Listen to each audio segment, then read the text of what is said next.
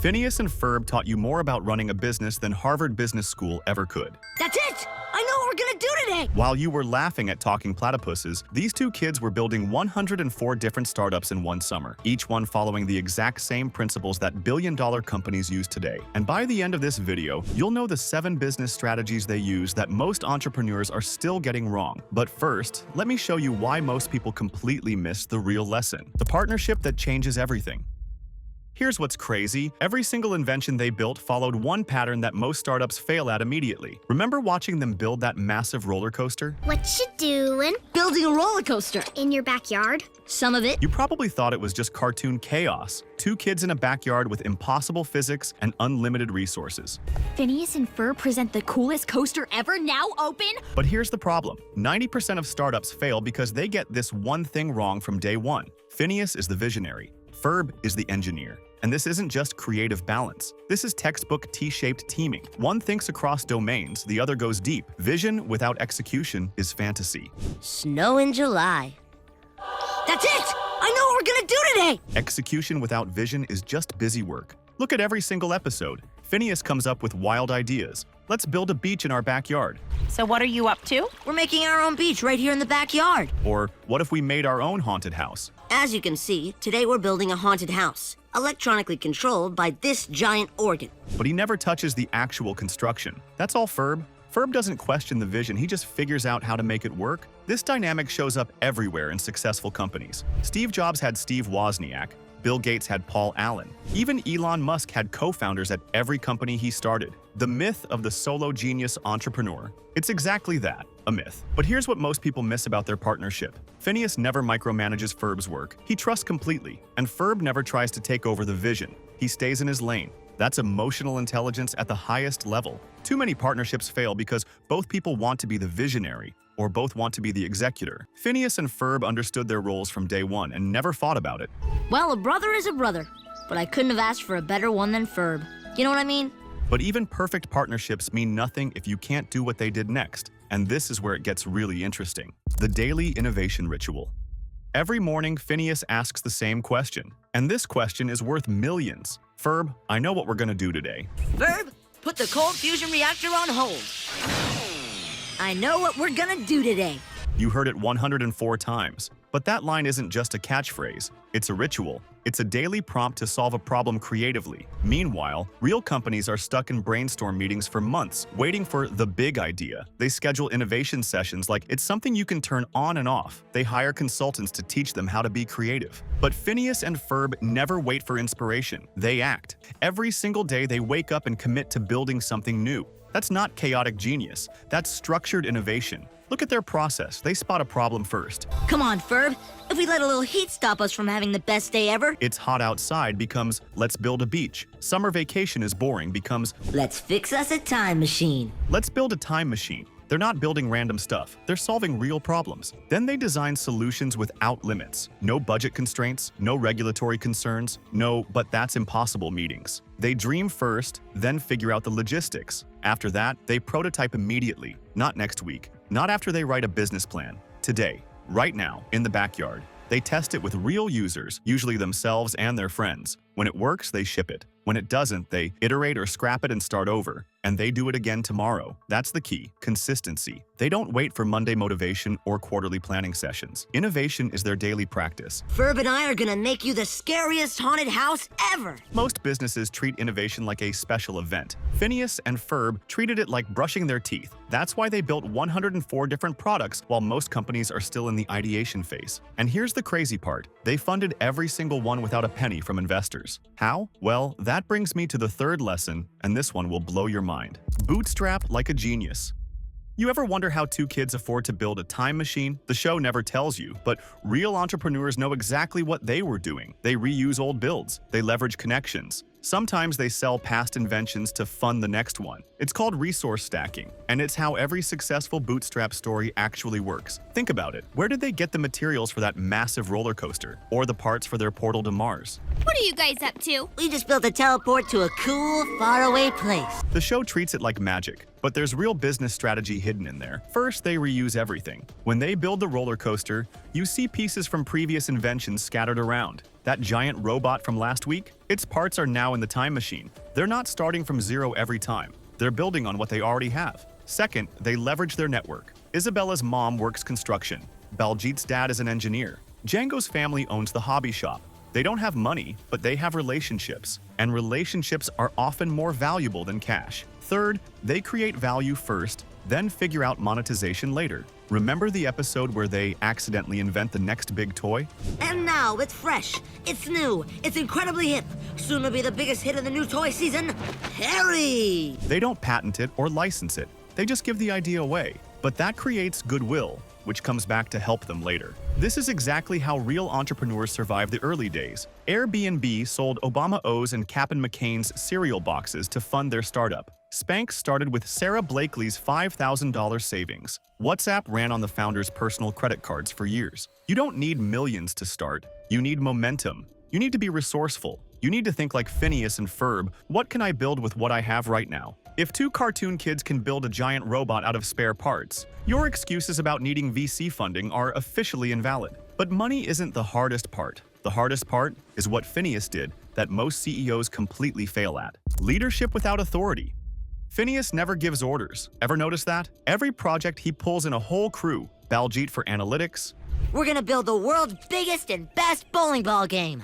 Well, according to the most pointless book of world record, the world's largest bowling ball is 4 feet in diameter. Isabella for logistics. Buford for whatever Buford does. But here's what's incredible. None of these kids have to help him. He has no authority over them. No equity to offer, no paychecks to promise, yet somehow, he gets everyone excited about building a beach in the backyard or constructing the world's longest limousine. How? First, he never asks people to do things they hate. Baljit loves numbers and calculations? Perfect. You handle the math. Isabella's great at organizing? You're project manager. Buford likes smashing things? Here's a sledgehammer. Most managers try to force people into roles they don't want. Phineas identifies what people are naturally good at and builds around that. That's not just good leadership, that's emotional intelligence. Second, he shares the vision before asking for help. Grandpa Fletcher, let's have a medieval tournament, just like the knights did in the days of yore. He doesn't say, hey, want to help me with something? He says, we're building a roller coaster that goes to space. He gets people excited about the outcome, not just the work. Third, he delegates completely. Once Baljit is handling calculations, Phineas doesn't hover over his shoulder questioning every number. Once Isabella starts organizing, he trusts her process. He gives people ownership of their piece of the project. And when things go wrong, which they do, constantly, he never blames anyone. Remember the episode where the invention literally explodes? Phineas doesn't point fingers. He just says, well, that didn't work. Let's try something else. Compare that to most corporate environments. Managers who micromanage everything, then throw their team under the bus when projects fail. Phineas does the opposite. He also makes it fun. Every project feels like play, not work. People show up because they want to, not because they have to. That's the difference between compliance and commitment. Most founders bark orders and wonder why their team has no passion. Phineas just asks, "Wanna help?" and gets better results than most Fortune 500 CEOs. That's not childish leadership. That's advanced human psychology. And when their inventions crash and burn, which happens more than you think, they do something that would save most companies. Fail fast, pivot faster.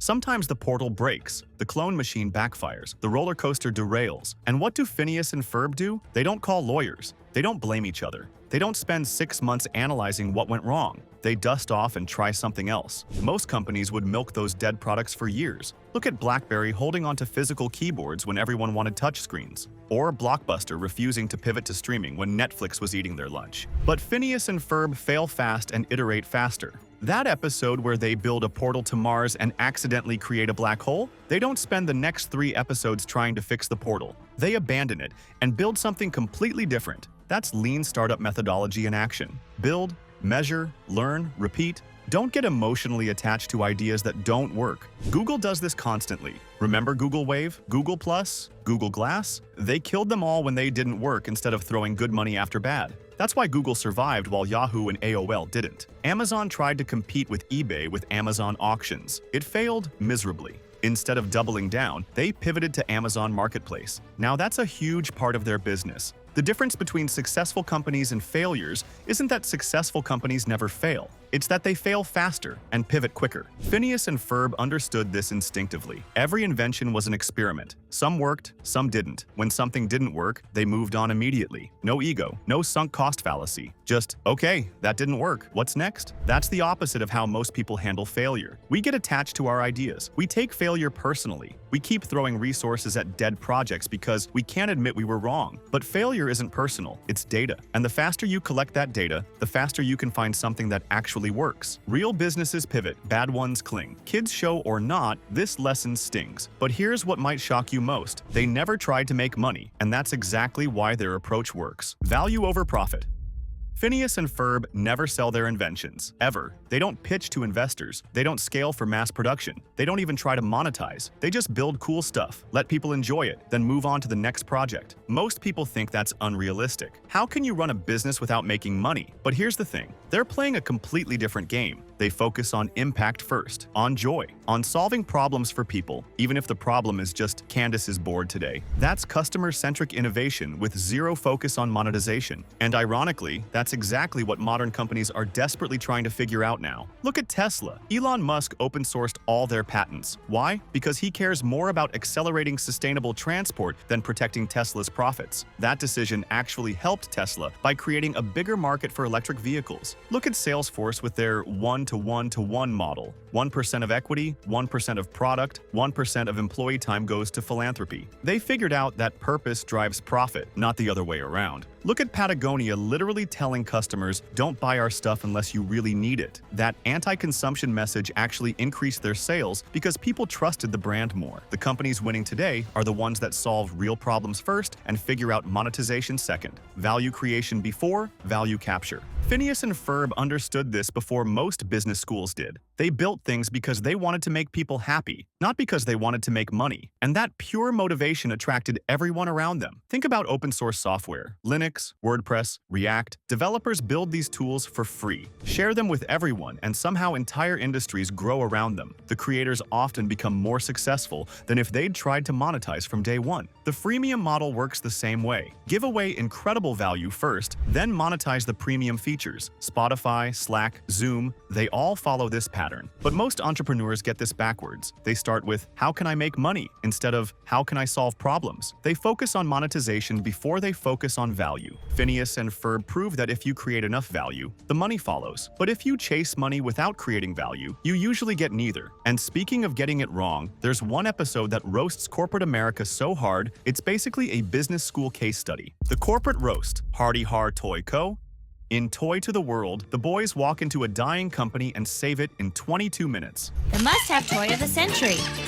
It's totally awesome. And this episode is basically Disney roasting itself. The Hardy Har Toy Company is everything wrong with modern corporations. The executives wear gray suits, sit in sterile boardrooms, and manufacture exactly one product, a brown cardboard box. Not a box with a toy inside, just the box. Because it's cost-effective and focus-tested and maximizes shareholder value. The CEO literally says, kids love boxes, right? They play with the box more than the toy anyway, so why not just sell the box? That's corporate thinking in a nutshell. Take something joyful, strip away everything that makes it special, then optimize for the cheapest possible version. When Phineas and Ferb show up, they're horrified. They ask the obvious question, where's the fun? And the executives look confused. Fun wasn't in the business plan. So the boys redesign the entire operation. They fill the factory with color, music, bubbles, and actual joy. They turn the assembly line into a playground. They make work feel like play. The executives resist at first. This isn't efficient. This isn't scalable. What about the quarterly projections? But then something magical happens. The workers become creative again. Productivity goes up, quality improves, customer satisfaction skyrockets. The company starts making real money for the first time in years. This isn't just cartoon fantasy, it's a real business strategy. Companies like Google and Zappos